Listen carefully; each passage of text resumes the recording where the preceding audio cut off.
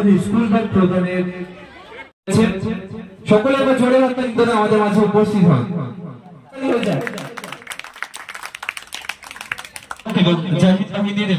পর্যবেক্ষক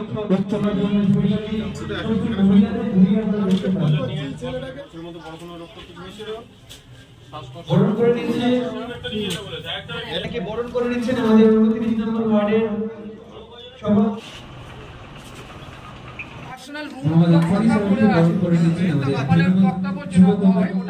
বিতরণ এবং বাচ্চাদের স্কুল ব্যাগ প্রদানের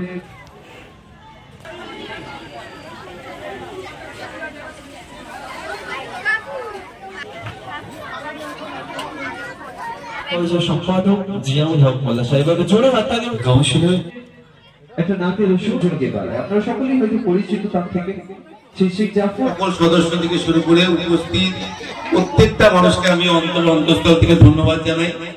এবং এই গ্রামের মধ্যে আমাদের পাড়া, আমরা তো অ্যাকচুয়ালি গ্রামের মতো পাড়ায় এলাকায় থাকি, সেখানে এই কম বয়সী ছেলেগুলো একত্রিত হয়ে এই সামাজিক কাজের আয়োজন করেছে।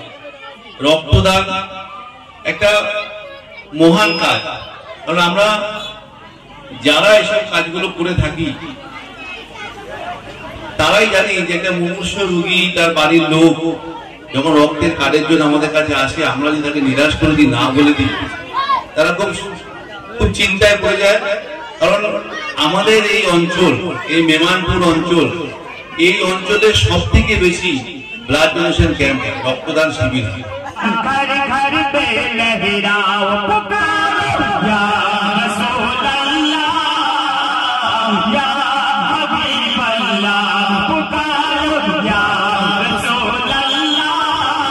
বলি রক্তদান হলে যে মহতী অনুষ্ঠান, আমি মনে করি পৃথিবীতে যদি 10টা মহৎ কাজ থাকে তার মধ্যে একটা রক্তদান।